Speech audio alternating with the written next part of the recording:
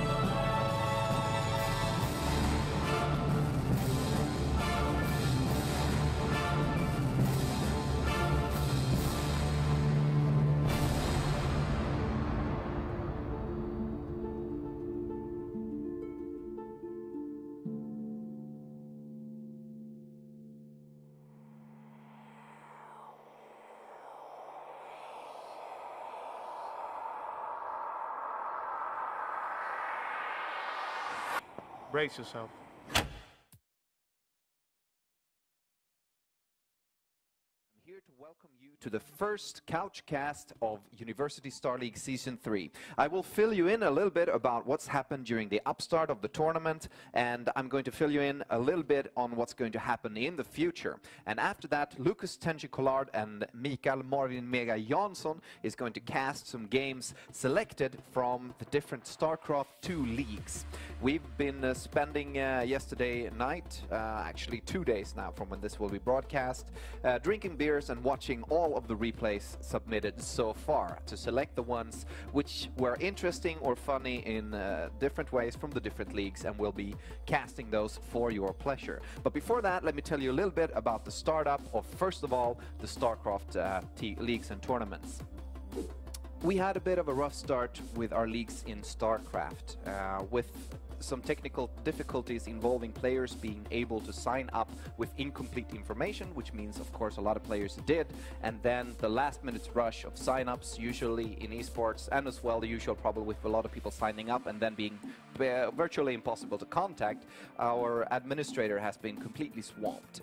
Now, our Angel of Ire, Lucas Tenchi Collard, has stepped in and helped him out quite a lot. So we've been able to patch things together by mashing a lot of groups together, redoing small parts of the system, and basically sending a crap ton of messages to specific players and answering a lot of questions with that. Now, if you still haven't gotten your answers, your questions answered, please submit a new one and we'll answer that as soon as possible. But for us, we feel like things are back on track, and I hope you feel the same as well. Now, we've had a bunch of games played and a lot of replays have been submitted, and with that, I will quite quickly explain again the Tuesday system, Tuesday Game Day, which is a system we think helps us quite a lot, and we hope that you understand as well. Basically, we would like you to play your games on Tuesdays, if possible, because that allows our administrators to be in standby on Tuesdays to help with any type of issues that might arise without having to be on a 24-hour standby. Now, of course, you can play the game the day before, Mondays, on Wednesdays, and so forth. A lot of people have things to do on Tuesdays, and that's not a big issue. But we would like you to play the games as soon as possible during the week, so that we can resolve any types of issues with people not being able to be contacted, any possible walkovers, and so forth before the weekend. We need the weekend to basically put together the things before next week, and if we have a CouchCast on Sunday, we want to be able to look through all of the replays on Friday or Saturday to determine if there are any good, fun, interesting games that we can cast during these CouchCasts. So please try to play your games on Tuesdays. If it's not possible, of course it's not a big deal. And if there's any further questions around this, contact any of our administrators. Lucas Tenchi is a very handsome man, and he'll answer all your questions perfectly. On the Hearthstone side of things, there's really not much to really show right now, but in the future there will be a lot to see.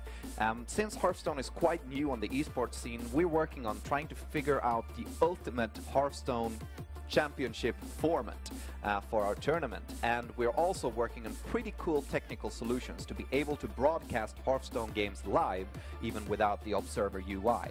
Now, the solutions incorporate basically a system of two-player computers being remotely controlled by the players from their home locations, going into our production and being added into our overlay system, which before the matches can broadcast and showcase the decks that you sign with that have been parsed in through the web page into our systems. We'll be able to show you during the games which cards are still left in a player's deck. We'll be able to highlight specific cards and a lot more as well. So we're really looking forward to being able to broadcast this, and this might happen during our next CouchCast in 2 weeks from now, or it might happen at the CouchCast after that, but especially this system will be built and worked through until the finals as well.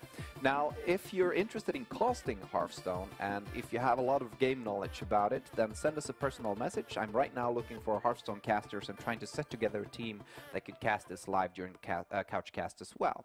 And that's it for me for this week. I'm going to leave this to our two casters now. Lucas Tenchi and Mikael MarvinMega Jansson are going to cast games from our StarCraft 2 tournaments. We've been watching through all of the replays that have been submitted to us this week, and we've selected the games that have been the most interesting or fun to watch. Not whole series, but individual games. So they will put these into a perspective, introduce the two players that are playing, tell you which league and which groups these games are from, and then they'll be casting the games. It should take about 1 hour and 45 minutes, so I'm going to leave it over to them. Thank you very much. I'm Dreamish, and see you in 2 weeks.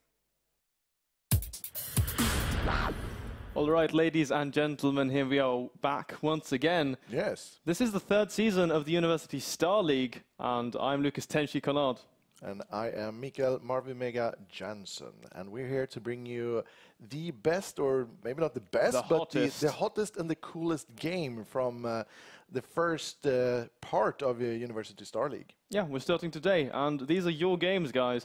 So make sure that you're tuning into our YouTube channel, because that's what we've been streaming a lot from lately. But let's just jump to it then and get started. Now, in this first series, we have one of the players. His name is Jonathan Grim Almen. I guess that's how you'd say that. Samurai Jack, and he goes currently to the University in Stockholm. Yep. He was in the last season, I believe. Yes, he was.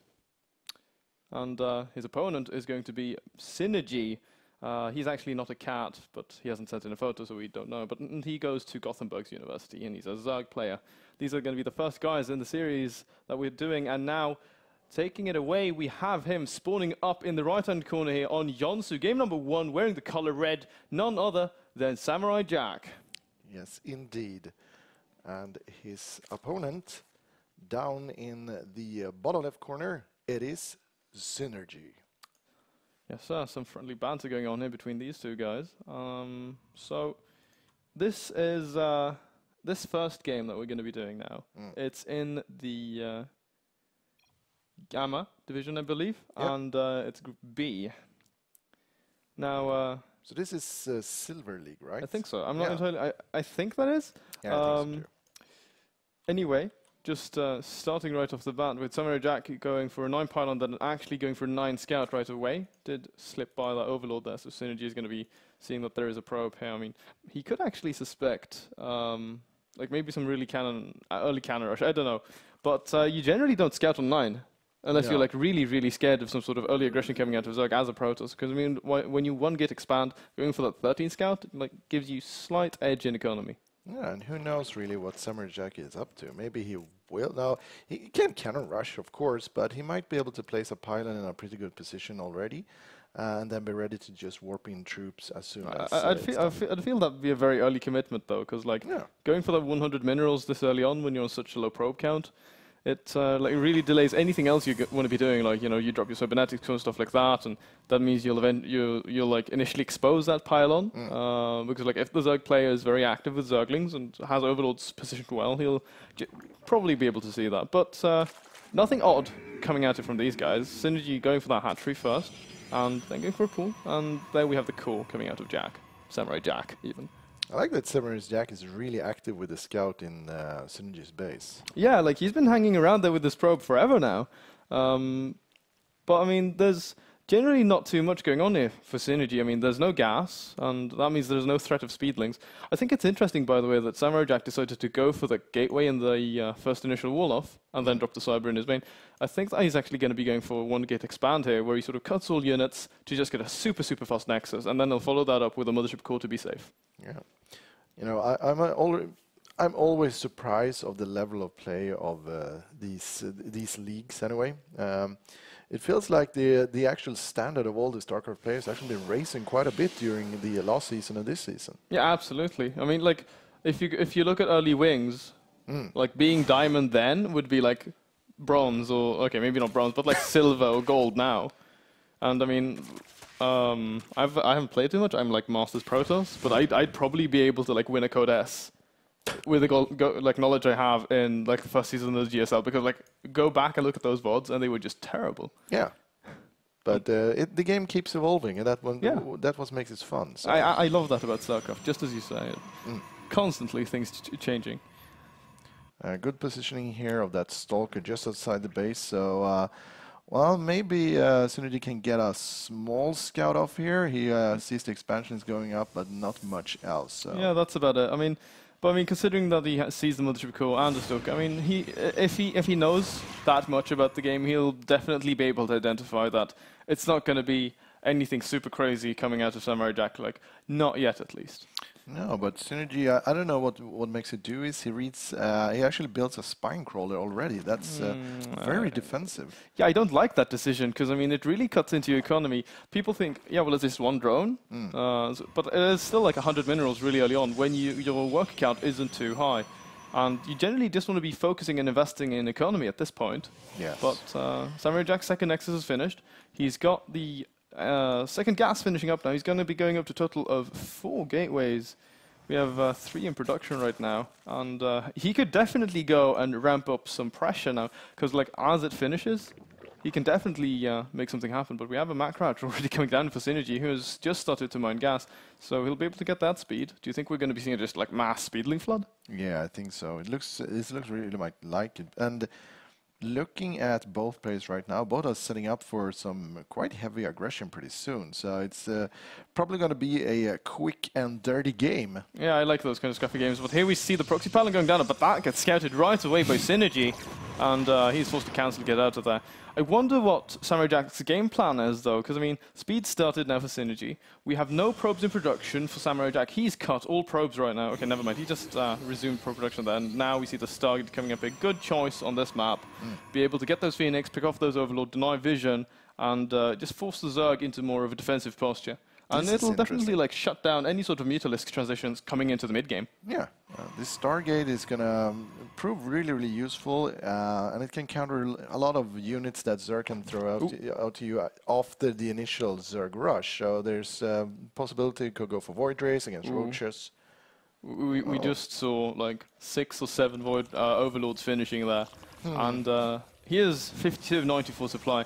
he could definitely go ahead and make a million links, because I mean he's got those triple hatcheries. He's not gone for a lair yet. He's still never mind. He's got a single drone on gas, but he's banking up a lot of lava right now. And yeah, I think we're just going to be seeing a lot of 42 lings in production now, going up to 73 supply. This is going to be crazy. And now we have Samurai Jack moving out across the map as well. He has 3 sentries with this army, though. And if he can place his force fields well enough as he comes in and engages, I mean, we even have a natural choke coming towards the natural base of Znergy, which definitely is a favorable engagement for the Proton. Here we go. He's moving across the creep right now. Overlords are slightly exposed, but here come a huge amount of speedlings. Oh, wow. And these first force fields are really, really good. Good positioning of all of the troops here for Samurai Jack. This is really good play. He loses almost none of his own units by sniping off quite a bunch of the Zerglings. He did get a couple lings, and I mean, he didn't lose too much. A single stroke to the spine. But I think the biggest issue is going to be this counterattack. I mean, there's nothing at home. Yeah. And then the fact that he spent a lot of force fields there to just sort of initially deny those first lings coming out. But now we have these spines finishing up as well, and additional lings in production. 5 spine crawlers. That's going to be impossible to break. And here come the lings. He needs to actually close that wall. A couple of zealots coming in here defensively. Photon overcharge going down. So actually, he kept that probe in whole position. So many people forget that. And so that was really well done there coming from Samurai Jack. But right now, Znergy is, he's got pretty good map control. Both of these guys actually have map control. It's very seldom that you see both players like posturing like this. Guardian Shield does go down, doesn't help too much for things. Huge surround, no mothership core for that recall, and all of these units are going to die. Wow. I wonder what went through actually Samurai Jack's head when he didn't bring the mothership core just to do a recall. That was a huge mistake, and all of these units are going to be lost. Yeah, I mean, okay, he did it for the overcharge, but I mean, you could just wall off. Yeah. Like, drop a pylon, whoop in 2 sentries at home, and you'll be fine. Yeah. And now he lost his entire army, dropping down to 60 supply. And I mean, he's behind in workers and stuff, but he does have this Stargate, and he's actually making void rays out of that, which I think is a bit interesting. And he could actually go ahead and deny the 3rd base, because I mean, there's not a lot of anti-air here for Znergy. He's got these queens. Now the lairs finally started, so he will be able to take up to Hydralisks, Mutalisks, whatever. Yeah. But that's not going to be for another good, like, at least 2 minutes. Yeah. It's going to take a while, and now it's actually opening. Samurai can do something with the Void Rays, but they're not the fastest unit. No, they're very slow. Yeah, so if I were Samurai Jack, I would rather have gone directly for an Oracle and tried to snipe off a few drones and force out the Spore Crawlers. Yeah, absolutely. I think that's actually would have been a really good choice there. Like, while you're attacking with your Gateway army, you like camp at home with 2 Oracles, get to like 3, you come in, kill Queens, clear a mineral line in seconds, and it would definitely bring him back here. Because, I mean, now Znergy's just droning freely. He's getting that 3rd base up. I mean, there's a pylon there, right? But you want to be attacking the hatchery as it's building, because did you know that all buildings have 0 armor as they're like constructing, and when they finish, they get like +1 armor, +2 armor, like depending on what they are. I did not So they're know a lot that. easier to kill when they're building. Yeah, right. Well, that explains a lot. But, the more you know. The more you know. Thank you for that, Lucas. Anytime, Michael. Finally, pylon getting cleaned up there. Yeah. That's good. Yeah. You don't want like zealots suddenly coming in. Spy transition here from Znergy. It's that's the Oracle you were talking about. Yeah, but it's so late. Yeah. Oh.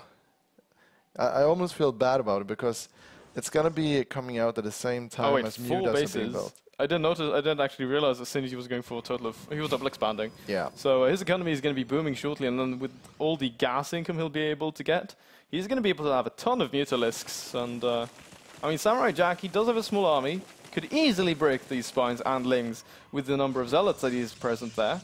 But instead he's going to be going ahead and taking this 3rd base. I mean, his army composition isn't terrible, except versus Mutalisks. Yeah, it's not good at all, Mutalisks. He needs something to be handling that Muta Cloud, something that does splash damage. Something, or Phoenix. Yeah, or Phoenix. Well, that would take a lot of time and effort. Yeah, I mean, like Templars as well. They take a lot of time to research. Yeah, there's no way you can have anything. The only response to Samurai Jack and Muster right now is going to be Stalkers. And Pure Stalker, they don't fare too well versus Mutalisks without upgrades and Blink. We even have 1-1. More than halfway done here for Znergy. He's dropping additional spines. No, never mind. Those are actually Spore Crawlers. He saw the Void Rays, so I guess he's a little scared of those. But, I mean, his economy is great. He needs to get the gas mining, but he's still got a really good economy. He can just easily set up. Oracle getting caught out there. Oops, careful. And the Mutalisks are out right now. I don't think they've been revealed yet. So Samurai Jack is still in the dark, but he's moving out with a very, very powerful army right now. A lot of ground punch with all the zealots. It's really do or die now for Samurai Jack. If we can get a good encounter with this army, he's back in the game. But if this army gets crushed, there's no way he can do anything to Znergy. So this is the engagement we're waiting for. Yeah, this is going to be what pretty much decides the game. Third base going down for Samurai Jack. He is actually supply blocked right now. Has been that for quite some time.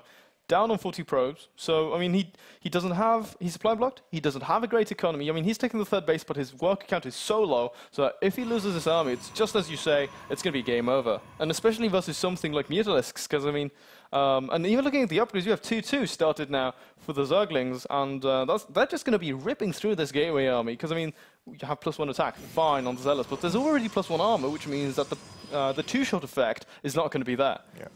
Wow, look at the defense here just with at the fourth base of Znergy. Look at all of those spines. I think they're a little misplaced, though. Like, you want to place them closer to the ram, because, like, you could just waltz past them, like, following the ledge there behind the gas. Yeah. But so, still, it's intimidating. It is. Oh, yeah, absolutely. Spine crawlers are actually really good versus zealots. I guess, like, when you have 3-3 and stuff like that, that's when they sort of start to suck. But at this point, they're still pretty... they definitely fare very well. Yeah. And now even Spine's being dropped down in the fourth base. And it's 83 Zerglings on the map. It's 13 Mutalisks and a total of 83 drones. No, sorry, 77 drones. So this is Zerg at its finest. The economy is booming, and the Zerglings are going directly in for the third base of Samurai Jack. He needs to do something about it. He can't afford to lose this base, but there's nothing he can do to save it. No, I'm sorry. Does go down. His army was completely out of position. And I mean, we have had this Mutaflock coming into the natural right now, and his army is now by this third dead Nexus, and yeah, he's taking so much time from that. Okay, what are you doing, Znergy? You're focusing down the Nexus, and Photon Overcharge goes down. You lose him. What are you doing? Stop. Go home. The weekend is over. It's Sunday. This is church day. You're supposed to be sober. Okay, so now a bunch of these things are going to be falling down to this army. I mean, they cannot engage that straight up. They could actually even run by into the natural, but no, he decides to give those to Protoss Charity, which I guess anything that you can get right now, Samurai Jack needs. Because I mean, we have is that a fifth base or is that just a swarm of Zerglings? I have no idea. It's a swarm of Zerglings. It's a swarm of Zerglings. Okay. Yeah. So the thing is that it doesn't really matter if you lose all of these Zerglings, because look at the bank of Znergy. Oh my god, 4,000 minerals. He is swimming in minerals.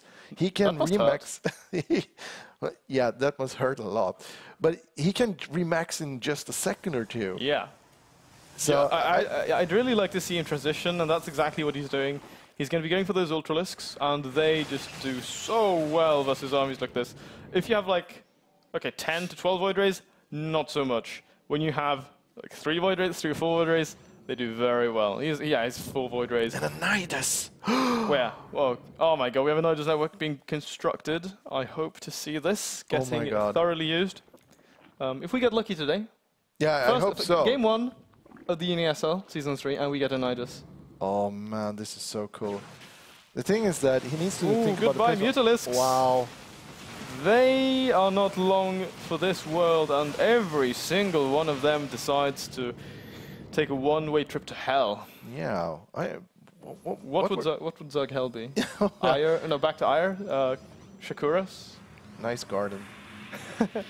Where you can't walk on the grass. Oh yeah. And an angry man comes out and yells at you if you walk on the grass. That would be Does he sing too? Yes. Wear a little green hat? Yep. All right. I really... One thing when looking at what Znergy is doing right now, he's at 112 supply. He's building a lot of upgrades, but he doesn't build any units. Oh my god, you're actually right. This army right now could be very, very... Okay, 9 Ultralisks in production, but they take like 90 seconds to build. Yeah. And, so you know what? I bet you 20 sec that this Protoss army can kill at least the third, the fourth, and the natural. Yeah. Before the Ultralisks pop. He needs to do it now. He needs to do it right this minute. Nice use there of Envision to see those creep tumors, he'll be able to clean those up. All the nice force fields there to deny any sort of flank coming in. He can actually set up a proxy. Oh, okay, the Nidus! Yeah, Nidus in the main going down. Oh, there are cannons there, so that's brilliant. That Samurai Jack had those there. But right now, the Overlord is positioning himself again so that he can be able to place that Nidus down again. If he gets Nidus, like Ultras into the main with that Nidus out, that's just going to be insane. But now again, counterattack happening at the third base again with a bunch of mutas, like 3 of them. That's not going to matter too much. So fourth base does fall. Birdling is down at the third base of Samurai Jack. That's going to be very annoying to deal with, but he's actually headed supply right now. The Ultralisks are out. 3-3 is so close to finishing, as well as chitinous plating. So those super well upgraded Ultralisks are still going to be able to tear through all these spines and everything right now. Samurai Jack needs to not fight here. This is a terrible engagement for him coming up. But here comes another Nidus. It's directly between the both bases at the top. Oh my god, this fight is just going to be terrible for our Protoss player. Ultralisks coming in, closing the distance. Void Rays falling to the Spore Crawlers, and everything is getting annihilated. Even the Nidus network goes up unnoticed. And yeah, like I said, that was a terrible engagement. Yeah, but this Ultras just goes directly back in the Nidus. And it's dinner time. Yeah, and there comes the GG. Give a damn. Those cannons are just a light snack. That was game number 1, ladies and gentlemen. And that was crazy. I love that. Nidus Ultras. That was so cool. And, you know, good use of the Nidus. An instant, you know, counterattack. Yeah. There was like, you know, the game could have gone on for a while, but the quick Nidus counterattack was, I think that's almost one of the best uses for a Nidus. Yeah, like that's actually very interesting. Yeah. Could definitely swing, like, just, you know, end the game to not give your opponent any time to swing back. Especially versus a Protoss, because their army is generally very immobile without the Mothership Core. It's so difficult, like when you've moved out across the map, you're not coming home. No. It's do or die. Yep. Just like in Wings of Liberty. All right. It was sort of like, I move out across the map, and I'm sort of all in before I'm even all in. But we're going to be jumping very quickly now into the second game of today. Remember, ladies and gents, we're not covering full series, we're doing individual games, so we want to cover as many people as possible. But here we have him, Dennis Bagstavold. Oh, I know this guy. Goes to Södertörn, and yeah, he's a Terran. And apparently a cat. Grumpy one. He is a cat. Yeah. Cute and fluffy. And his opponent, Beerwolf, Jonathan Magnusson. Oh, did you say Jonathan? Because, you know, there's no TH.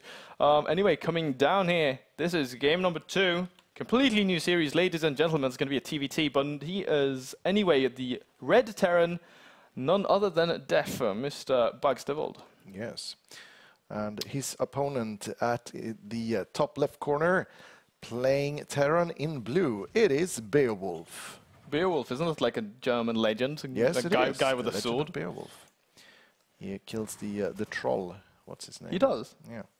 Well, TVT on Heavy Rain. Now this map is very, very interesting. I've recently played a lot of Terran, and I even had a discussion with Njal about this, a guy who works with us. And we were talking about like opening with Reapers. I always open 2 Rax Reaper in my TVTs. Yeah. And just on this map, they just do so well. So I'd really like to see some sort of opening like that. It's actually not going to be 2 Rax Reaper, because, I mean, the gas timing is completely off. So this is going to be a regular 1 Rax expansion. So there are many variations of this you can do. You can do like Teja-esque, where you get 2 Marines, then a Reactor. It helps you like get some early defense. You can get a single Reaper, and then a Reactor, or you can go Reactor and double Reaper. I mean, there's a lot of things you can do. So, yeah. Heavy Rain is one of these maps that I often see in tournaments getting vetoed pretty quickly. It's not that popular, actually. So Protoss players like it. Yeah, that's probably why it's vetoed.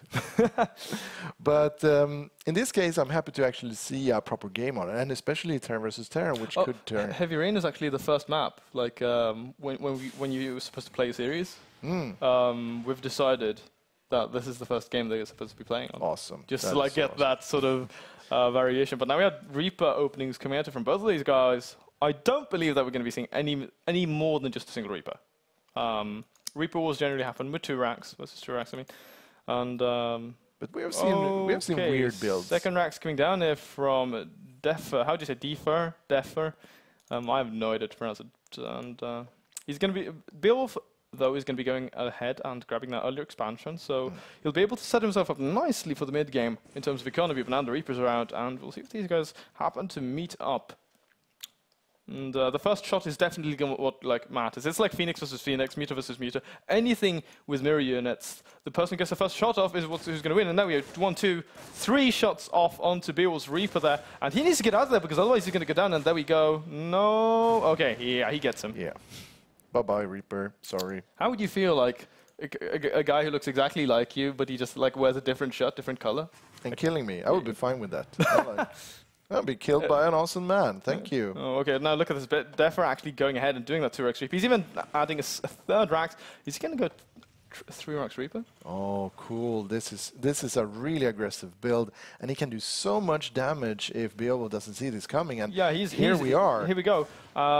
Second Reaper joining up here right now. There is a reactor, so 2 Marines coming out. Oh, he's focusing down the SCVs, building the factory, or I mean the barracks. That's actually really, really smart to further slow down the production of his opponent. Now single Marine coming out there, and his buddy joining him now. But these 2 Reapers can actually kill these Marines very easily. Nice micro there from Defa. And because the Reapers can heal up, they are definitely really, really good units at this stage of the game, whether they can just, come in, do damage, and then get out. And he's actually losing a lot of mining time and killing so many of these SCVs. And to bring a bit more pain into the mix, there are actually 2 more Reapers joining in right now. Oh my god. This is going to be one of the quickest game we have ever seen. I think so. Oh my god, I think it's GG. There's very few things that... Yeah, this game is over already. Ooh, Reaper almost goes down. Oh, they get him, drilling him to death. Wow. Second one as well. What the hell is going on? What? Oh, okay, so he's killed 16 workers. He's killed 16 LCVs. Defa has 19, Beerwolf has 6. This is not a position I see him coming back from. Not gonna lie. I'm not gonna sugarcoat this one, honey. No, this is gonna be hard. And you can't say that, oh, well, Terran has mules, because the other Terran also has mules. Yeah, so 3 SCVs to 19. Second CC completed for Defa. I mean, it's not operational yet, but I mean, within 45 seconds, it's gonna be. And he's gonna be not doubling, not tripling, but quadrupling his opponent in terms of economy. These 4 Reapers could actually just go in there and kill him off. Now, if Defa decides to make that decision, he's actually floating a lot of money, so... Yeah, and I don't know, the decision that Beerwolf made right now to finishing the second barrack, that was not exactly what I would have done. No, I would have gone factory. Yeah. Like, get out like a Widowmine or Hellions. Hellions do really well versus these Reapers. Because, I mean, these are the initial strat he needs to deal with, but never mind, we actually have... That was GG, wow. That was a really quick GG coming out there from Beerwolf. I thought he was a German legend to kill the troll. Yeah, but apparently it wasn't the troll. No, it was a Reaper. It was a Reaper. It was another legend. The Reaper. Legend of the Reaper. Legend of the Reaper. That's cool. I would see that. All right, so really that was the second game we have picked out today. Yeah, that was from Group A of Gamma as well. So Defa actually looked really, really slick. Yeah, that 2x Reaper, the 3x Reaper thing. Reapers are super annoying if you can use them Don't get me started on it. I used to say when I see games where they start with Reaper, that is actually where you can see if the players are good at micro or not. Oh yeah, like and multitasking. Like, will you be able to keep up your macro, follow up your build order and stuff like that? Yeah. But ladies and gentlemen, we're going to jump into game number 3. And hi, this is Marcus Zethan Passion. I live in Luleå and I'm studying space engineering at Luleå University of Technology. I play Znergy. We forgot to tell people about that. Yeah, a bit of a greeting there. Yeah, his opponent is going to be Claes Minberg, I guess. Mr Manstein. I like that. Good name. Yeah. Goes to Stockholm University, plays Znergy. Just like quickly to give people a heads up, we actually have some of the players who have sent us in sound files or recordings of them introducing themselves, and I forgot to mention that because I'm silly. But anyway, going into this game, we have him wearing the red, and he is the race Znergy spawning up here at the 12 o'clock position on Polar Night. He is DH Zethan. Yeah, and at his mirror position, and also playing a mirror race. It is also 6-pooling. And also 6-pooling. It's Mr Manstein. What? Oh no! So, no. I say. Oh yes. I mean. He's got balls of steel. Yeah. 6-pool. Wow, that's really really aggressive. But if there is a map to do 6-pooling on, this is the map. Do you feel that? Yeah. The distance is so short that you can actually get away with it. Well, like it depends. ZVZ is a bit complicated in that sense because, I mean, you're not going to have any vision of each other unless you drone scout until the overlords come in. And Zethan now is going to be going for 15 pool. He should be fine. Yeah. I feel like it's a weird thing to go for 15 pool. You generally go like 14 pool and then hatchery, or you go 15 hatchery and then pool. Not 15 pool and 15 hatchery, as far as I'm concerned. Mind games, Lucas. If SC Suede is in the chat right now, he's going to be raging and he's going to bomb the shit out of me after this. But we have gas coming down enough for something. Lings have finally been revealed. I think they're making their way across the map, nonetheless. 6 Lings and 2 more additional ones in production. And I mean, gas going down, pool not even finished. He should be fine because I mean he can fight with the drones. Yes, he can. Unless Mr Manstein does get a spine. Oh, I think he will. Oh, build a spine. Oh, go for it. Be a man. Okay, this guy has clearly not seen Milan. Okay, never mind, he has. There's the spine. And Ling's coming in, and he needs to fight with his drones. One does get isolated. Oh my god, he could actually kill this hatchery with 8 Lings. You can actually kill it very, very quickly. Yeah. Now Queen in production. Oh, nice around there with those drones. And the Lings are not even turning to fight, so not only 4 remain. He's actually lost 50% of his Lings. This spine is close to finishing, though, and he needs to surround that with the drones. Now, additional Lings coming in here, and he's microing very nicely. They're not allowing these drones to get surface area. And they're also losing a lot of mining time. Now they finally get surround on that spine, and that's going to very quickly die. He needs to cancel that. Oh, he did not, so you're going to lose those resources, but there are but when this Queen comes out, it's going to be over. Queen comes out, Lings come out, there's drones, his economy is better, and yeah, this is just a really bad position right now for a second, and everything is cleaned up. Should have GG coming out in within 15 seconds. But no, another spine. Okay, GG now. There we go. I called it. Yeah, that was very, very ballsy, that. And considering that was Polar Night, and I said that our first map was always Heavy Rain, that was match point for some of these guys, or someone tied up a series. Cool. And remember, kids, don't 6 pool unless you're really certain of what you're doing and your opponent doesn't go pool first. So it's sort of a dice roll. If he actually gone for hatch first, yeah, he would have been in a completely different game. Yeah, but I think that, I mean, like pool was later than it needed to be, but he should have been fine with the drones. But the problem was that, what's his name? Zethan, right, the Blue Zog. He lost those 4 Lings in the mineral line, didn't micro them, so clumsy micro there. Cost him the game. But otherwise, cool game. And if you're actually going for a took about 3.5 minutes to get done. Yeah.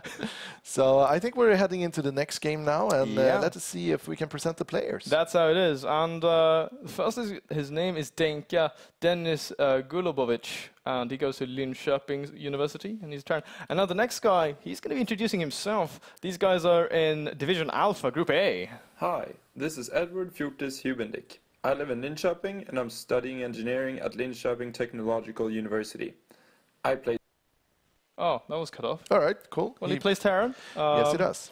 And I'll just go right ahead and introduce our players wearing the colors, not blue and red, but so the pink Terran, and he is anyway spawning up here on the right-hand side of Jansson.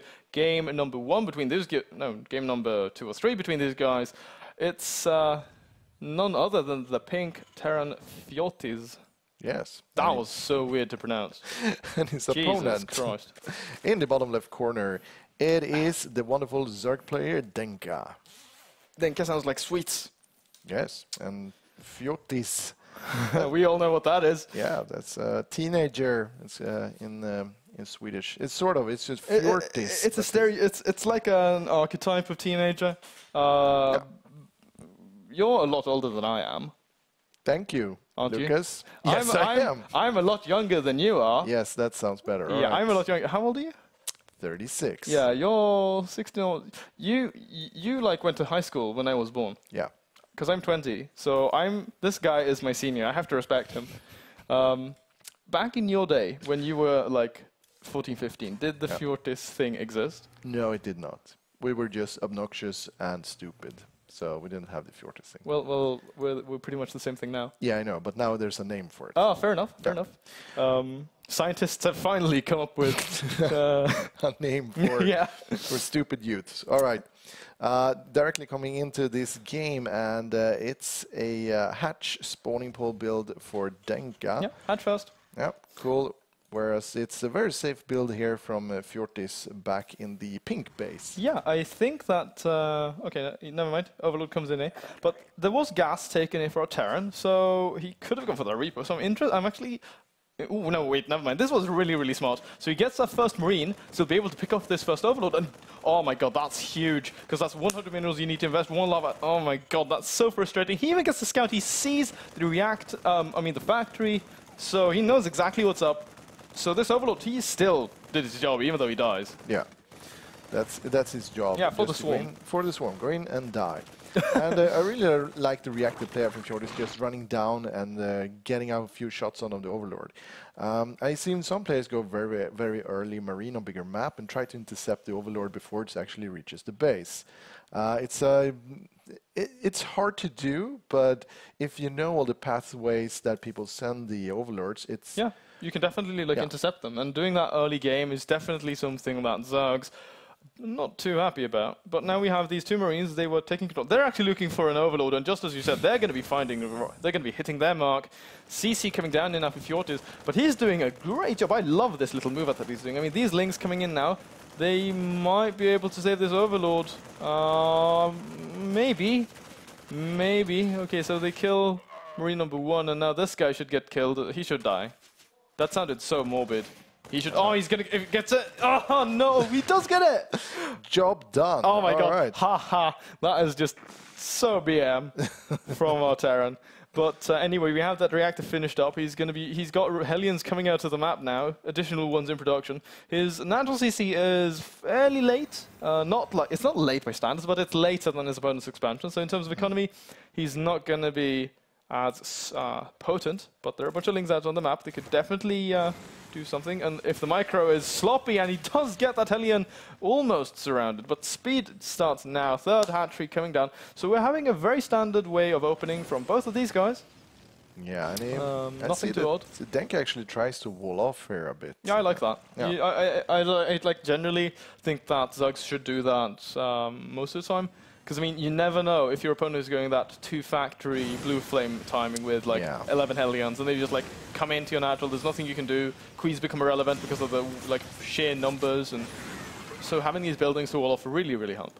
Yeah, and I've seen the actual mass Hellion plane being quite popular just to counter Zerg, but with a wall off, that will actually achieve nothing except, well, map control is good to have, but, don't get me wrong, but it's nothing that you can actually go and kill your opponent with. But what you can actually go and kill your opponent with is that Banshee who's going to pop up for very soon, actually. So Banshee Hellion, very powerful, very aggressive. The 3rd base has not been scouted by our Terran. Maybe he's just assuming that it's there. Now he's actually going to check one of the expansions. And there is no 3rd base there, so he's got 7 Hellions out. Cloak has been started. First week, oh, nice pick-off there of that single Hellion. He should know that there's a base here. I mean, if he doesn't, then what's up, man? Not all the bells going off. Stim has been started, so we now confirm that it's going to be bio play from a Terran. But this first initial pressure coming out of him, we'll see what he can make do with it. All right. Can he make anything happen?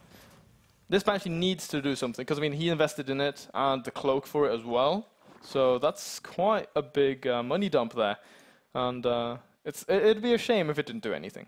Baneling Nest also finished, by the way, which very early Baneling Nest. You generally get it a little later as your lair is starting off, or that Overlord actually sees the Banshee. Clumsy. Yeah, but I see no reaction from Denka here. Needs to get... Yeah, there it is. Yeah, okay, 2 sports are going down, but they will be easily sniped. We actually had roaches in production there. We see that now Denka has... Okay, so yeah, he of course knows there's a Banshee, and his opponent has seen the roaches, so maybe he'll be expecting some sort of pressure hitting him. But look at the production tab. We only have Spore Crawlers in production for Zerg. He's got quite a bit of money, very, very few drones. He's still on lair tech, so he's actually going to be going for a speedling thing all in, I felt. considering the fact that like he's delayed his last for so long. He went for those roaches, and now he's suddenly making drones. I feel like he's a bit indecisive about what he wants to be doing. Spore actually moves out a bit and tries to get a spot on that cloaked Banshee. Another Banshee joins the fray right now, trying to snipe a few of the Zerglings, but they're inside the base, so they're quite heavily contained. But there is that third base from Denka, and this could actually, this could actually go down. I mean, he does have these Banshees in the air, and this Queen is weakened, and they're going straight to town on this hatchery. Now, one of them does not have Cloak. He should be focusing down on the attack. All the Lings full, and right now, if he just like is careful with these Hellions, they shouldn't be dying. Single drone, goodbye. No, never mind. He lives, and he builds, he turns into a Spore Crawler, so very wise there. But now Denka needs to move down Queens to deal with this, because otherwise he's going to be losing this hatchery. Banshee's DPS is just so crazy. And meanwhile at home, third CC going down here for a Terran, Widowmize in production, sizable force of Vi. He even got that second bunker because he thought it was going to be all in. And but no, he's going for a macro response, and these Banshees have definitely paid for themselves. And here come the Queens lumbering across the wasteland, and he needs to be careful there. One Banshee does fall, the other one barely gets away with her life.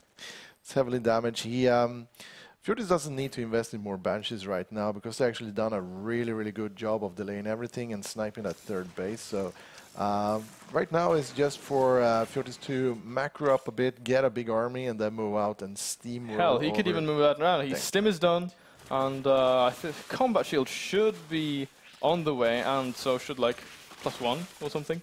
Not entirely certain there, but oh yeah, never mind. There we have it. +1 combat shield, plus even double engineering bay. Really like that choice. Medivacs as well coming out. Widowmize. This army for the Terran is just going to be devastating. I mean, we have Baneling Speed and 1-1 coming out now for Denka, but his army is just obsolete in comparison to this, what's going to be a well-upgraded and well-rounded Terran army. I think with when you see Banshee play, a quite good counter for it is actually researching Burrow, because that forces a Terran player to scan for your drones, and you have time to get away and build spores and stuff like that. Absolutely. I think Burrow is underused. Yeah, it is. It's certainly underused. I mean, seen in use for great ends by player like Scarlet and such, but it's quite hard to use and hard to remember that you actually have it, because if the player scans, well, your unit dies without doing anything, but if you let them be burned and army walks over your burned Baneling, then it's game over. Yeah. Wow, a planetary fortress. All right. At the third base, so he is not going to be fooling around. I was always going to say the F word there. Can't do that on UniSL. No. Because I'm over 18, I can do what I want. Yes. But no planetary, so very safe. 1-1 is going to be finishing up here now for our Zag. And he has actually got very even upgrades, catching up, starting to catch up in supply, making a few additional workers.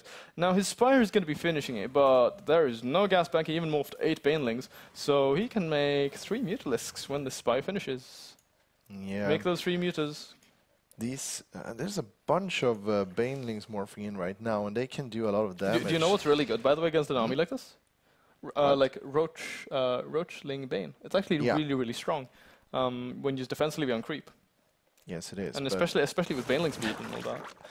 But we'll see if these actually move on to creep pretty soon. They seem to just posturing outside the actual range of anything.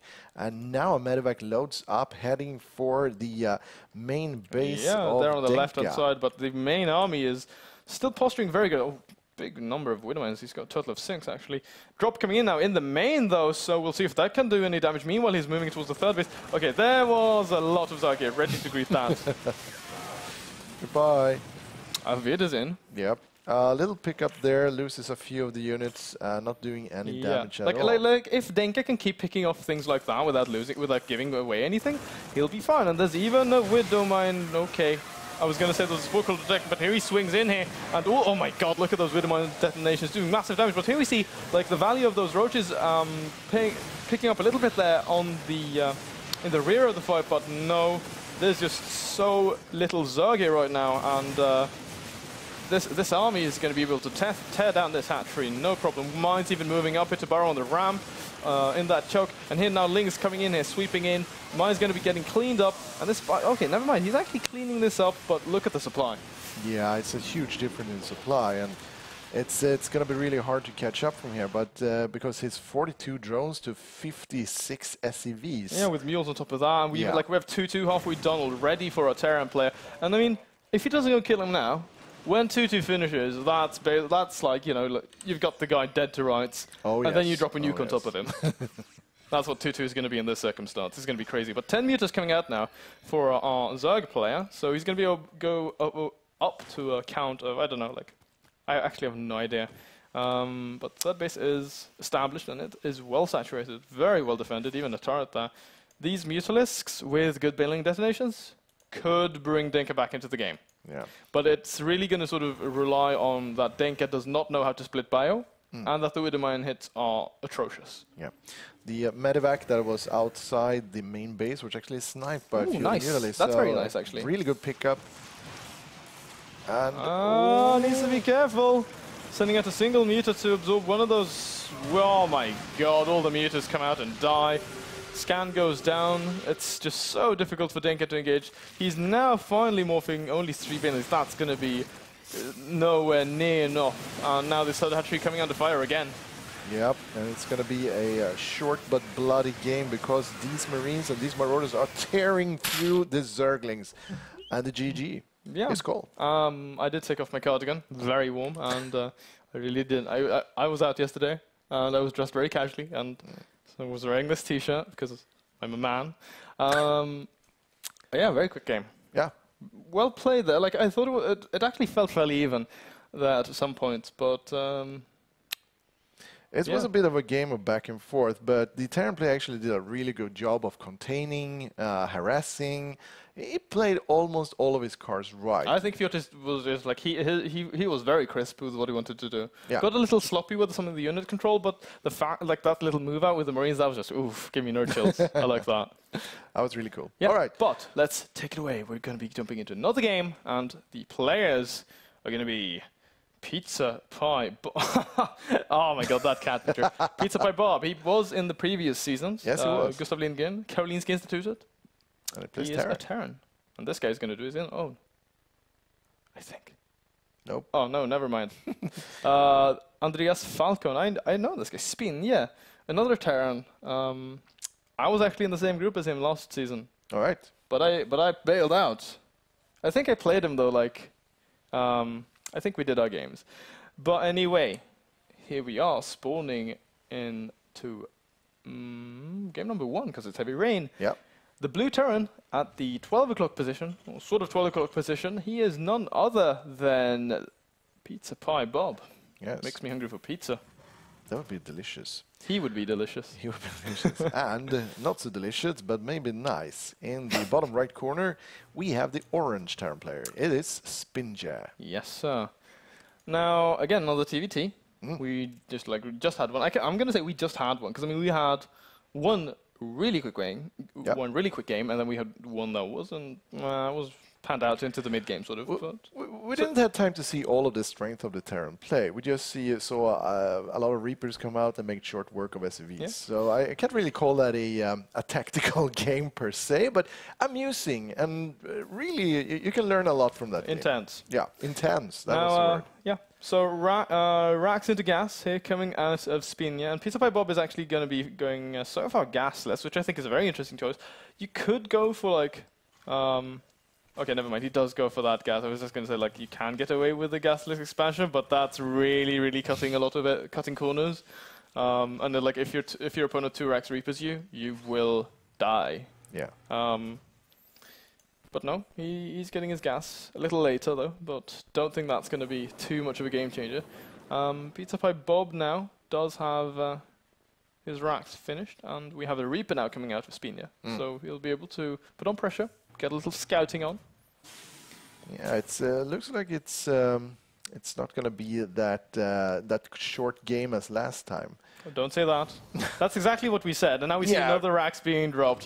What are you guys doing? Did he spectate the game? Because his racks is actually placed in the exact same location. I opened my mouth a bit too quickly, I feel. It happens to the best of us. Now we have this first Reaper coming out here, and oh shit, I thought that was actually Pizza Pie Bob's SCV, but no, that's Spinger's, and he might be looking to drop his CC, we'll see. But now he has a second Reaper coming in, and with this second rack finishing, he could go up to 3, he could stop there, and go up to high cuts.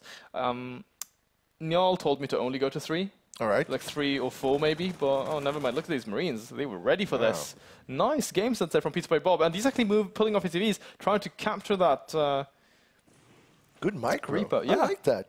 Really good micro. Good work, Pizza Pie Bob. And now his CC is going to be quicker than his opponents, but the pressure is on the way. He's actually going to be going up to 4 Reapers, and we'll see if he stops there, but I have the feeling that he's not going to. Factory coming out as well. The reactor is done, so going to have 4 Marines out. They can actually deal fairly well with Reapers if they get isolated. Yeah. Nice wall off there. Look at that with double depot as well. So Pizza Pie Bob is just setting up really, really nicely right now, I feel, to deal with this sort of attack. Yeah, and he also keeps building those Marines, keep refilling the units. Oh yeah, so important. That is so good. And here it is, a small engagement here. Spinger feels like he cannot engage at all. But 2 more Reapers are on the way. But what Spinger doesn't know is there's a lot of Marines waiting for him inside the base. He's got a total of 6 out right now. The biggest issue, though, that's going to be dangerous here for Pizza Pie Bob is the fact that Reapers heal, Marines don't. Nice micro there from Spinger, not losing anything and dealing more damage to those Marines. I think he picked that 1 Marine off as well, so reducing the count down to 4. Not lost anything. Yeah, 2 Marines have fallen already. And Spinger's actually doing a really good job right now. Now he's finally getting Stim, and he's getting a factory, and he's going to be able to get a couple of SCV kills here. 1, 2, 3. Yeah, there we go. Needs to be careful, though, with those Marines. Oh, he's just living on the edge.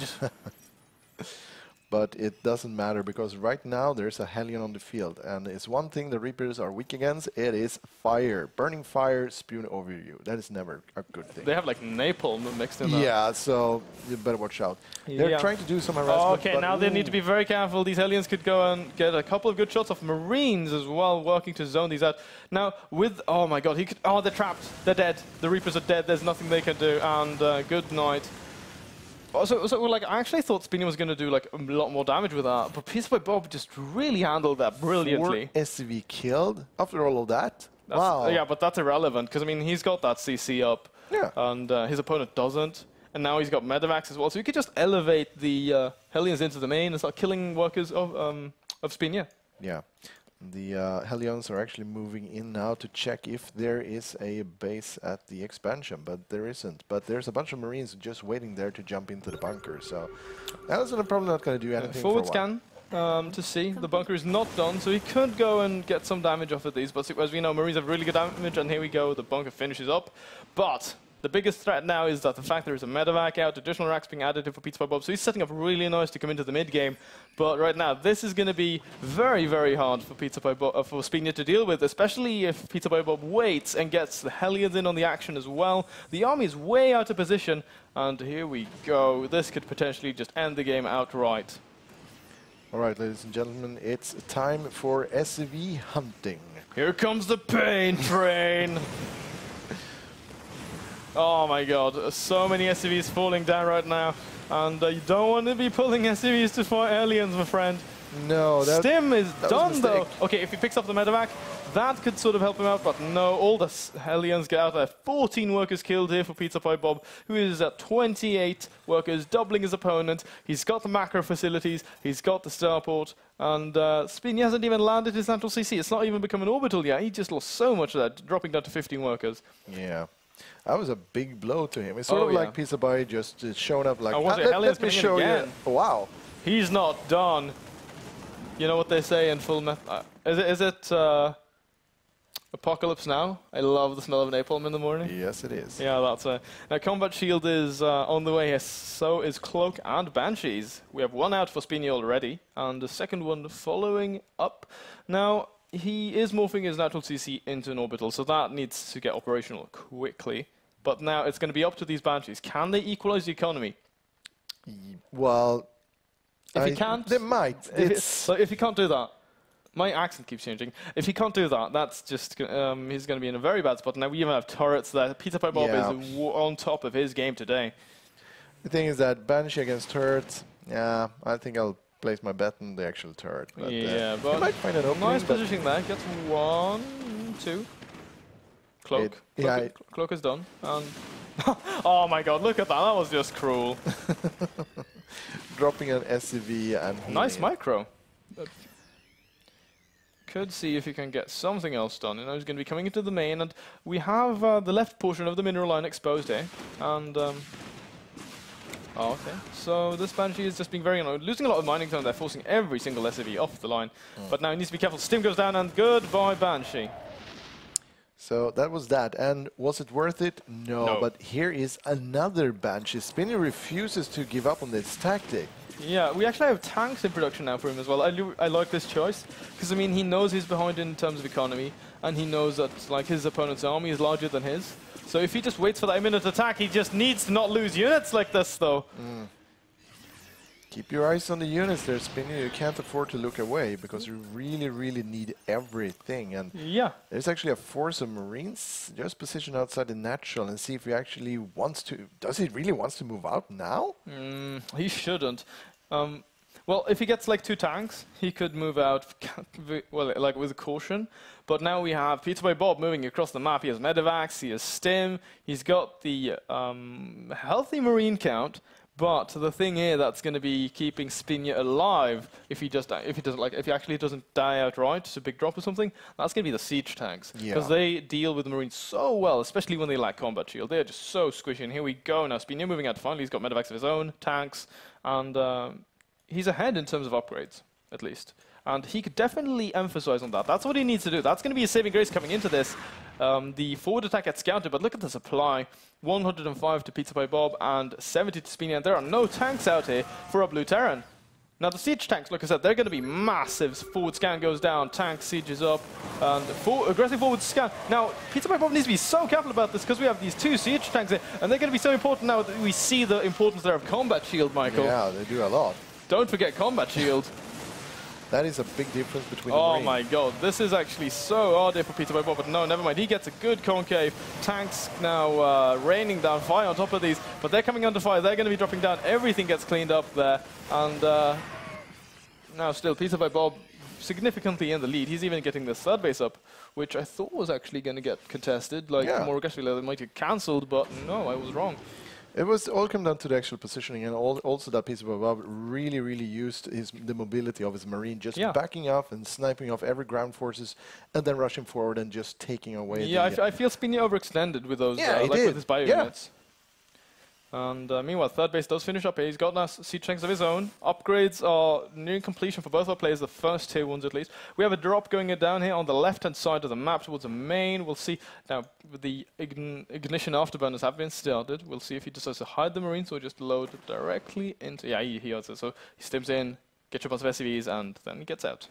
Yeah, that's pretty smart, and also going directly for the SCVs now, reducing the count even more. Wow! Oh my God, he's killing so many right now. I thought he wasn't going to kill. I thought he was going to get like 3 to 5, but he's killing every single SCV.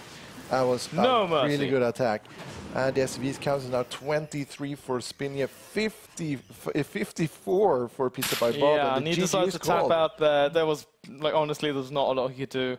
Lost that army, lost the tanks. He had a good, good attack. It was like the plan behind him was really good, but he overextended with his bio, lost it, nothing to buffer for those tanks, and that cost him the game. Yeah, and I feel it was very sloppy with the Banshees. Oh, the Banshees were a good choice, but using them like that, nah, I would rather try to stop the actual unit production and going for like expansion on buildings and stuff like that, but not going for directly for SCVs and mineral line. It was a bit chaotic there. So I mean, they didn't pay for themselves really.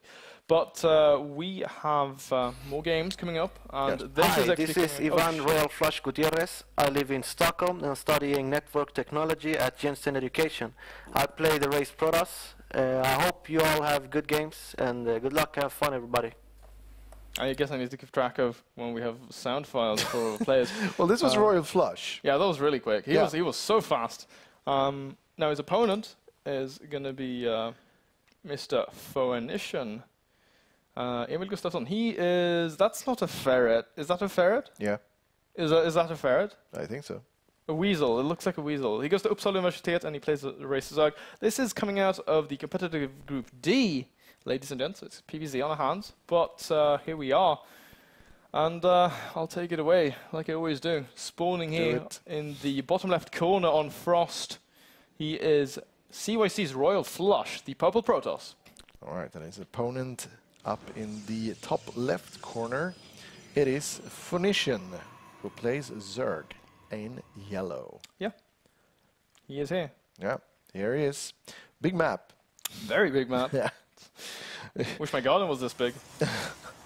It's always this thing when you go into Frost or anything, but like, oh man, big map.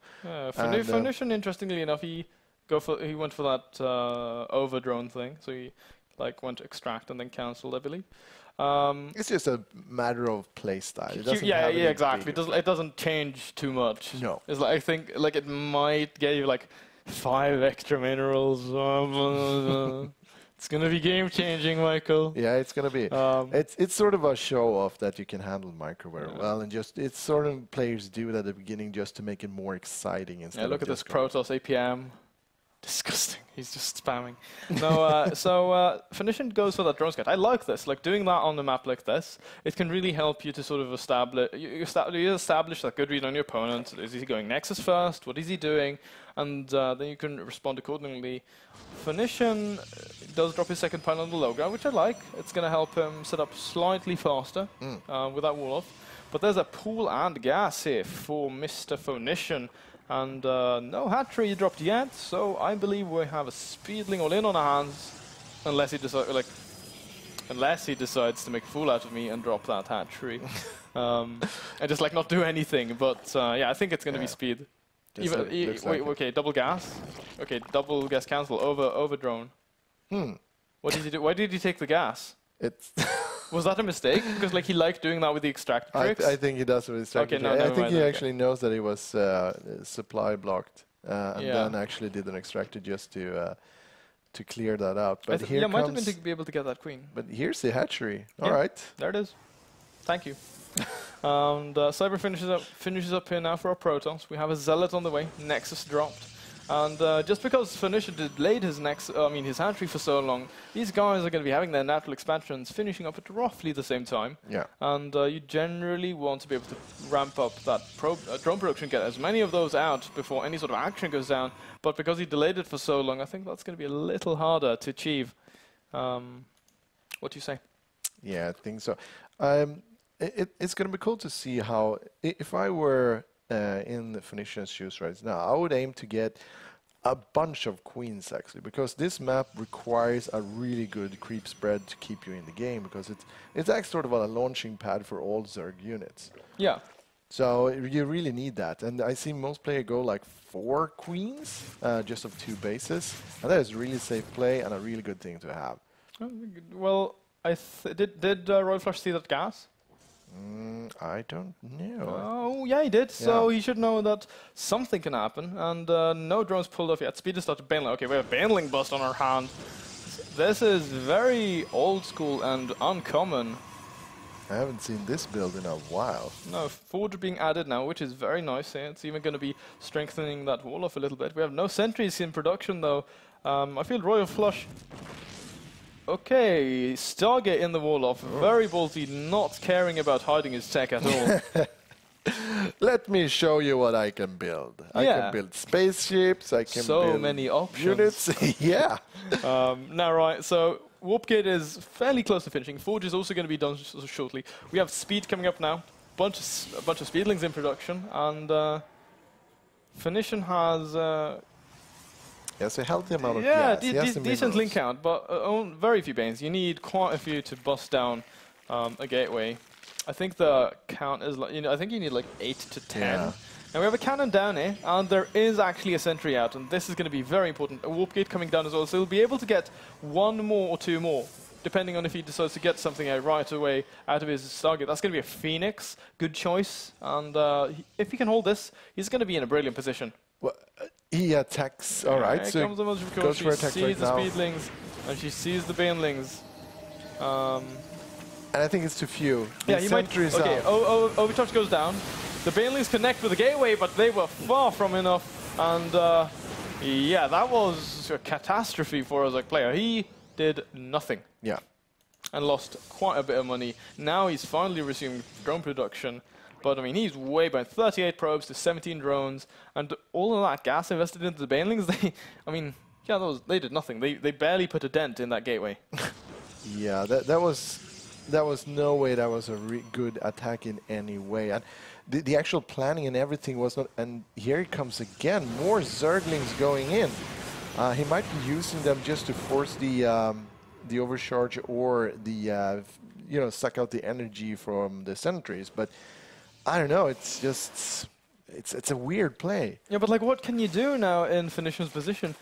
He's supply blocked. Nothing in production right now. I think he's very flustered. I mean, he tried for that sort of all-in, and it didn't work out. And there's a Stargate out, and yeah, he's in a terrible position right now. Terrible position. Council comes out as well, and a Dark Shrine. Ooh, good choice. Good choice. Very good choice. We even have spore crawlers being dropped here right now. I think that's a response to Stargate, though. Yeah. Third base coming down for Finishing as well. Oh, this is so annoying. But I don't think this Phoenix should be able to kill these Overlords. I mean, if the Queen comes out to help them, should be fine. Very close. Okay. Goodbye, Overlord. Goodbye soon. There we go. So now that Phoenix is going to be overloaded hunting across the map, which is a really good thing for him. He could get 2 more on the right-hand side. Yeah, and Finishing is in a really bad position because of that. He was supply block before, and now he's super supply block. Yeah, his economy is terrible. Okay, but he did see that pylon go down, by the way. But his economy is terrible. He's got so few workers, 48 to 32. Yeah. And looking up the supply, his opponent is at 72 supply to 48 Zerg. My throat is giving away.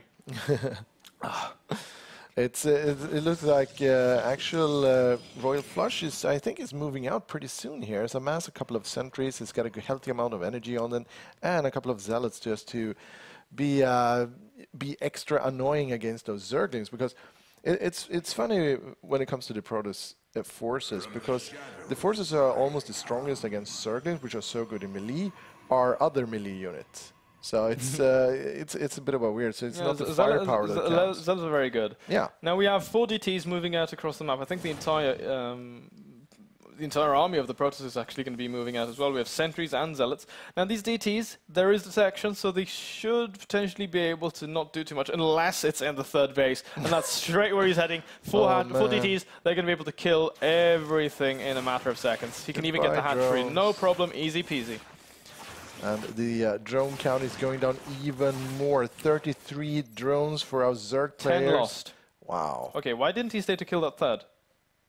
He could have. There was no detection, and 3 DTs can kill a hatchery before an overseer finishes morphing. But I think he's going to end it. He's going to finish this up with Zealot Archon. Banelings, nah, they're not so good versus Archons, if you ask me, Michael. No, they're not. And this army peeling off a DT to kill that hatchery. That was cute. Oh wow! It's actually it's a queen. And and Archon's at the front to tank out all the damage. There's force fields, there's guardian shields, +2 zealots. There's nothing that Finishing can do to stay in this game, ladies and gentlemen. I'm sorry. If you're rooting for the Zerg, you misplaced your money. Yeah, you're gonna have a bad day. Nice force fields. Wow. I don't think he lost a single guy thanks to those force fields. Wow, really good player by good game, well Flush. played. And yeah, Baneling only failed, and that's sort of, it's a fairy tale. It's very cliche. You know what's going to happen afterwards. They'll shake hands and be friends. Maybe. Yes. Do you think people are that nice? Some might. I don't know. Yeah, we'll see. I don't know. But yeah, that game failed all in. Yeah, that's the way it goes. And if you're going to go for an all-in against a Protoss player with Banelings, have your math ready. Make sure that you know exactly how many Banelings it takes to bring down a gateway, Stargate, pylon, and so forth. Yeah, because I mean, like, I've seen so many games where people just, like, they don't know. Yeah. And they're like, okay, so I'm making 8 bins, and they just run into barracks and nothing happens. Yeah. And it's just like, then you sit there and you feel like an idiot. Yes, so it's if you're one Baneling short or something, that it's not a huge catastrophe, because the Baneling, Zerglings can actually hack their way in, but otherwise... But like when you're 4 to 5, 4 to 6? Yeah. But enough about those slimy creatures. Let us show you some others, players, I mean. Yeah.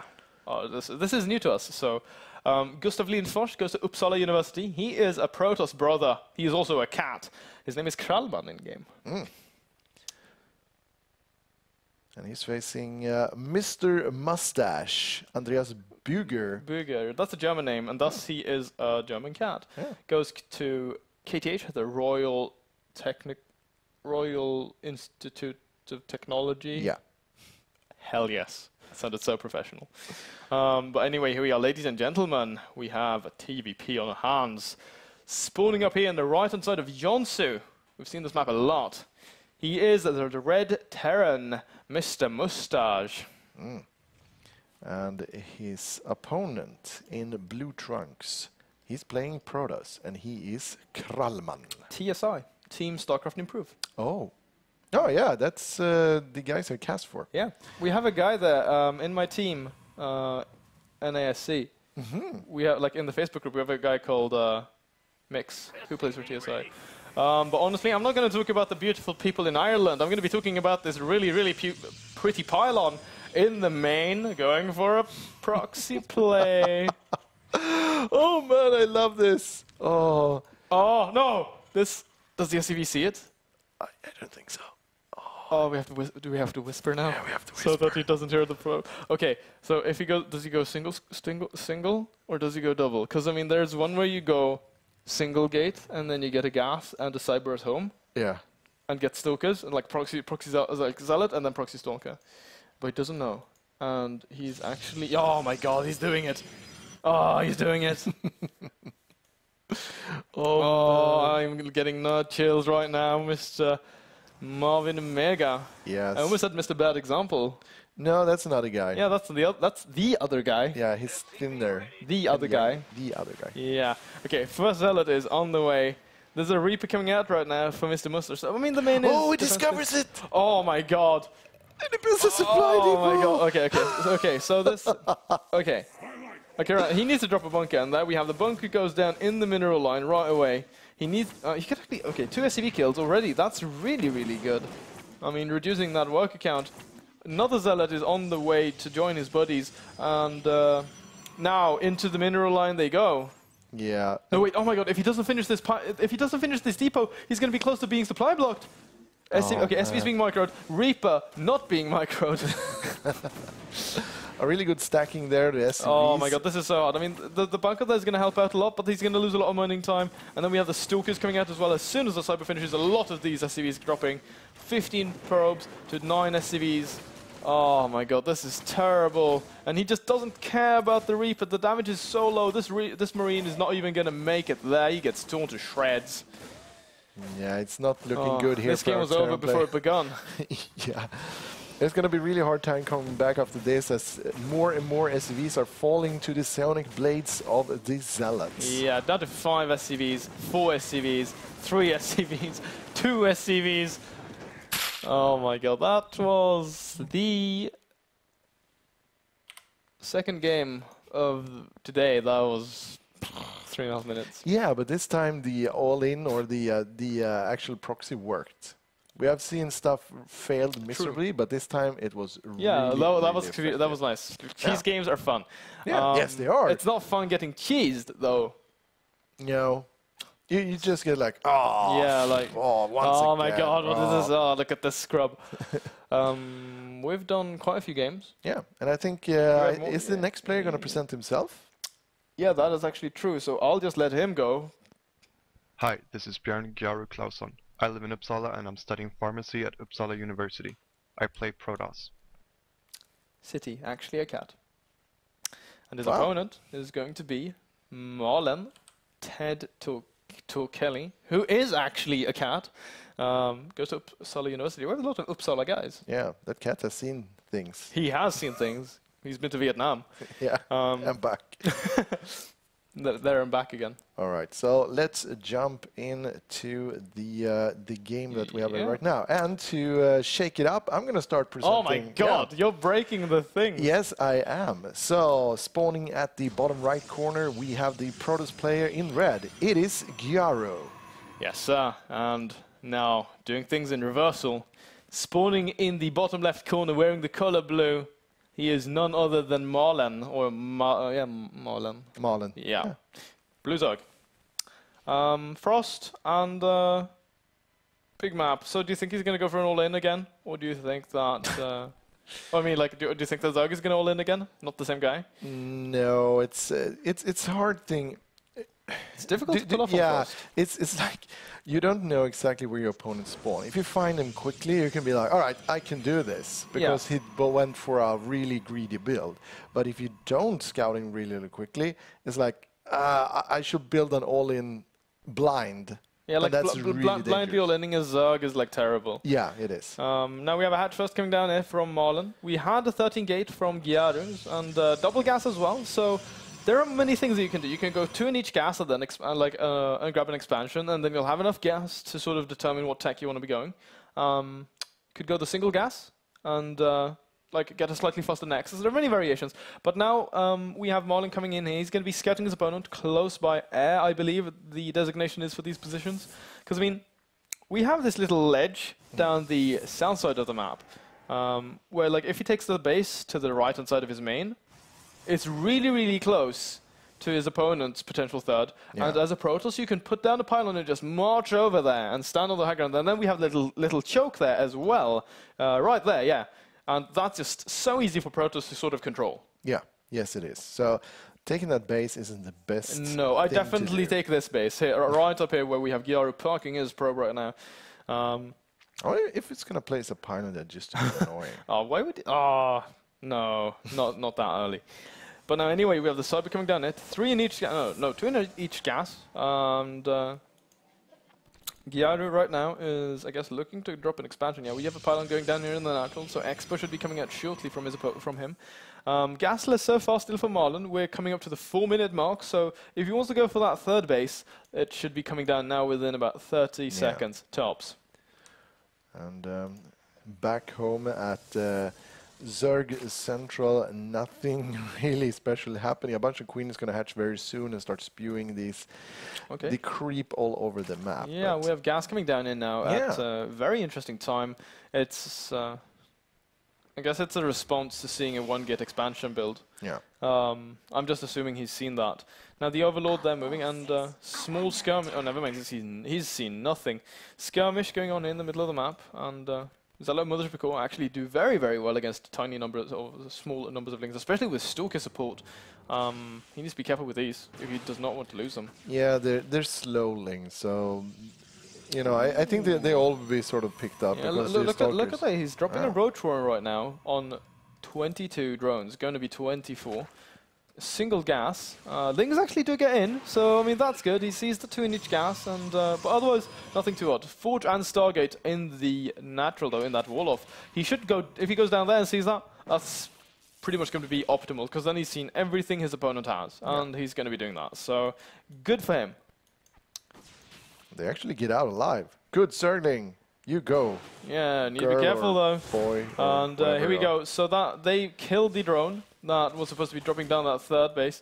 Now, 2 queens here and 4 lings. Yeah, they can force this away. Yeah, queens actually are very durable, and yeah, the DPS isn't too terrible either. No, they're really, really good. Also, they have a really high amount of HP, so they can take a lot of beating. So. Yeah, now we have second Stalker coming in here though. Ooh, does another. Oh, needs to be very careful with this.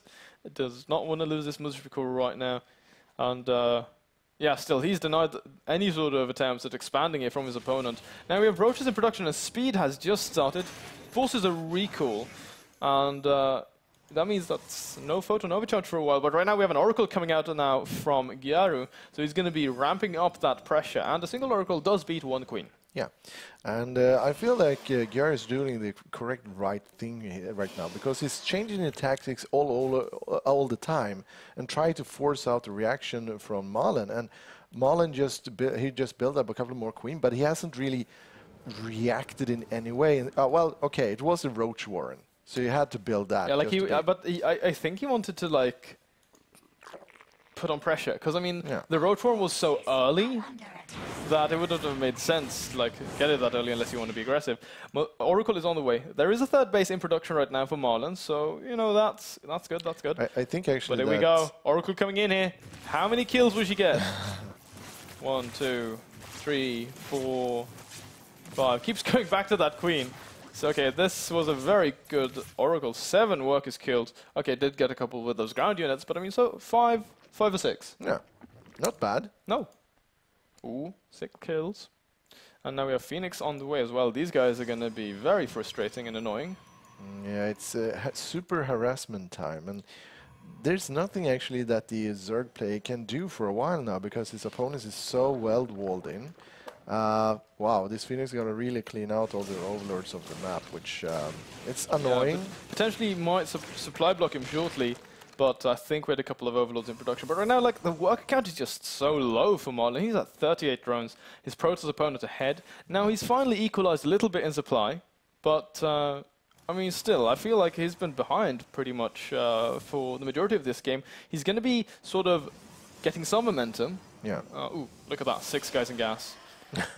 Just want to, like, big cred to Observer doing a brilliant job.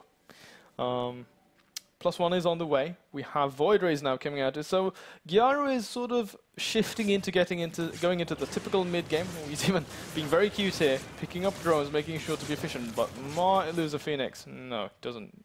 Barely gets away there. That's what happened when you don't place a spore in your expansion. Yeah, it's so annoying with those Phoenix. So annoying. And you know, every time an harassment comes in, Marlin loses more and more drones, loses more and more speed, and he's slowly getting more and more behind. Yeah. Whereas Garu is really doing a great job of just amassing his unit. He gets a really good composition right now with Void Rays, he got sentries, yeah, but he needs to add more Stargates. Yeah. You can go 2 or you can go up to 3. 3 is like a very heavy commitment. So he did get a Robo and he's going to be going into Colossus Tech. But I feel like double Stargate then Colossus Tech would be a little better because it'll give you that Void Ray production to sort of get the critical mass of Void Rays a little quite a lot faster. Single Stargate doesn't really cut it. Okay, Revelation on those Lings to make sure that they don't go anywhere unnoticed. And good use of it. I really like here that Marlin goes. Look at that! The Revelation hit that little thing, the animal in the center. Marlin actually goes for +1 range on the Hydralisk. This is going to be super useful. Ooh, nice trap. Wow. Oh no, Zerglings, run! They were trapped. Yeah, and good use of hallucination here, so he's going to be able to get a full scat, seize the Hydrotech, double evolution chamber. Nothing eludes the eye of Sauron. I mean, Garu. But he's set up very nicely. It's third base coming down. We have Colossus in production, should have extended thermal lance. I mean, he has money. Look at that, he's got a lot of money. Yeah. He's not doing anything with it, though.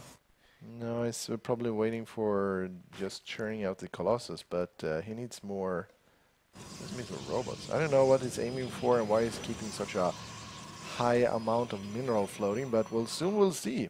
Yeah, he's got a Twilight Council. Extended thermal lance is starting up here, and the Zerg players are working on +2/+2, which will do a lot of damage. And he also has a quite good composition as well, not to be underestimated. These Hydras do a huge amount of DPS. Oh yeah, absolutely. We have muscular augments coming out now for these guys. That's the Hydralisk speed for you guys who do not keep track of all of the names. And we have the charge ability for the Zealots as well. Yeah. And +2 now coming out for Protoss. His army is going to be very, very powerful once this +2 in charge finishes, because that's really going to sort of be attack, like give him a lot of aggressive momentum. Another use of Revelation there. Does miss, oh wait, does he see the spy? Because you get a little field of vision around the units that have, okay, no, okay, never mind, he doesn't see it. So that was very, very close. If a drone would go and hug that spire, he would see it. But why would you do that? Oh, well, I don't know. Go hug that spire. Yeah, micro. Yeah, probably. So fourth base does get scouted here, by the way, by Garu. So he knows exactly what's up. Marlin being very active with these Lings, looking for proxy pylons. Really like that. At this stage of the game, this is sort of when Protoss wants to be warping in Zealots and DTs and stuff like that. And it's generally like when a Protoss goes and knows your fourth base continuously, you'll find yourself falling. It just gets very annoying. And still 6 guys in that gas in the nettle, by the way. I'm going for Zealot charge. It's an okay upgrade, and it does a bit, but I can feel it actually can put his money okay, into this something fight is else. going to be difficult. No force fields going down. There we go. Okay, so very, very slow use of force fields. No gun shield. Time warp does drop on top. And 3 Colossi here should be able to clean this up, but needs to be very careful. And every single Void Ray is dead. No more sentries. Okay, so you're in the Time Warp, and there are 3 Colossus on the other side. I don't know if you want to be doing that. Nice micro there, microing those back. And now you should be able to chase down these Hydralisks. They have the muscular augments, but they need to get on creep. Yeah, they're very quick on creep, so they'll be able to escape that. But that was a bit too greedy by Marlin. He should have backed up almost directly after sniping off all of this warriors. Like, either you go through, like commit, or you don't. But he just sort of just Speaking of there. committing, here we go again. Yeah, giving more units as Protoss, you don't want to be doing that. The Colossus count is growing, and he does have a +2. So now we have 5 Corruptors in production to combat the Colossus threat. That's going to be good, but he needs more. 5 is not going to cut it. Blink coming out as well. I want +3 to start it from Garu. He's on a single forge, and it's very little. But now we have a bunch of Zealots and a War Prism, which I really, really like. There's a challenge for those as well, and then he could just warp in a big swell of Zealots once that War Prism comes in. Yeah. No, I just lied because he warped in 6 Stalkers. It feels like Garu goes for all of the upgrades. It's like, what can I upgrade? All right, need to have everything. All right, press all the buttons. Yeah. Blink, sure. Yeah, why not? Yeah, here we go. +3 started, by the way. But now, Zealots coming in here. And the army of the Zug is in the middle of the map, so there's no time for those guys to get home. He's focusing down that Queen. Very nice there to slow down the macro of his opponent. Lots of drones fall in. And what is he going to be doing? Okay, so he's focusing down the Hydralisk then. And he's going for the Spy. He needs to reposition those Zealots. Here we go. I think they might be able to clean this up. Because, I mean, all the Zealots coming in now to connect with this Spy, and that is going to fall. No more Corruptors. With these 5 initial ones finishing up, this is going to be Garu's cue to go, and he knows it, so he's moving out, and this is the death march. 3 Corruptors caught out in the open. You don't want to lose anything right now, Marlin. All right. Corruptors can take a huge amount of punishment and can be able to access shield because Stalkers might be targeting them. So here we go. Now comes the engagement. The Corruptors are actually surging forward. Nice use of corruption there on top of these Colossi. They actually die very, very quickly. And there's a War Prism here, though, that needs to reinforce very fast. If he focuses that down, this fight would have gone in the favor of the Zug. But here we have Charge Zealots coming in here right now. These Stalkers are actually, this is definitely going to be enough to force the Zug back. We've got these now useless Corruptors just eating up supply. Yeah. 16 more roaches in production. Blink is right about around the corner to be finishing. We have +3 halfway done as well. Now this War Prism is... did it die? Yeah, it did. Okay, it was sniped. Like if that War Prism would have still been there, Garu could have just continued to push the issue, but no. There's been no pressure on that full space either, which I think is really, really bad, and he needs to do something about that. Yeah, speaking a bit of pressure, all right, so Spore actually goes up, snipes off one of the Phoenixes, but he kills a single drone in return. Not a huge investment here. And the 4th base is coming up for the Protoss player, which makes his economy go into overdrive if we actually finish that. Yeah, so 4 base Protoss is great. Yeah. He's got a good bank in terms of gas and minerals. There is barely any gas here for our Zug. Additional Zealots being warped in, more Colossi finally coming out. It's still on a single robotic facility. And here we have the Temple Archives, so he'll be able to access Storm. He'll get feedbacks for those Vipers and potential Infestors. We don't see Infestors too often, but, you know. Good, they're so good. Yeah. It's free, it's like free kills. You get the energy, you get free units, you get the fungals, you get to hold everything in place. Okay, here we are, coming into this 3rd base. He's going to be coming in it thinking that he can kill this off, but this is actually very, very, this is a sort of... Wow, good clumsy engagement here from both of these guys. Because, I mean, the Colossi did get focused down. Okay, Mothership Code drops. There is a Time Warp going down as well. There's Blink as well. But Hydra swinging in there from the left-hand side. And the Concave is just brutal there for our Zug. This Colossus is not going to be able to do too much. So many Roaches and Hydras. And this 3rd base is actually going to fall if it gets focused down. And here we go. The Colossus is going to be targeted down by all of these Corruptors, a really good use of them as they're the only target they have, and the Stalkers are falling really, really quickly. Oh my god, I think Marlin has done it. Staying behind most of this game, killing the 3rd base, killing workers, the army of the Protoss is in shambles, and I think that he's actually done this. Yeah. GG. Wow. Really good comeback here, and really shows that a good composition of units can break through the Protoss death ball. Oh my god, like the way that he engaged, I think that was the most clutch decisions that he made there. Those were the most important ones in this game. Yeah. Like the way he sort of decided to engage. He, the first one, with the force fields like coming up on one side, like 2 here and then 2 here, and there was like the space in the middle, where the time warp went down late. Yeah. That was bad. But like the rest were pretty good, and I feel that Garu didn't really emphasize on his lead. No. And so he sort of let his opponent come back in the game, and that fourth base completely untouched. Awesome. Yeah.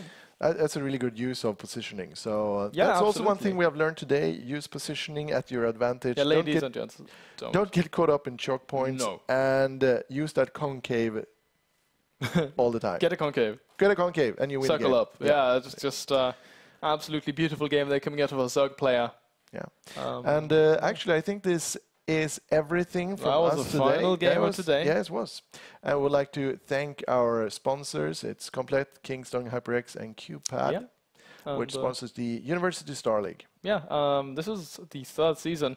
First set of games, and we're going to be returning in 2 weeks' time. So you guys are playing, remember, play your games, get everything sorted out. We've had a rough start, but it's definitely going to level out, and it's all going to be great.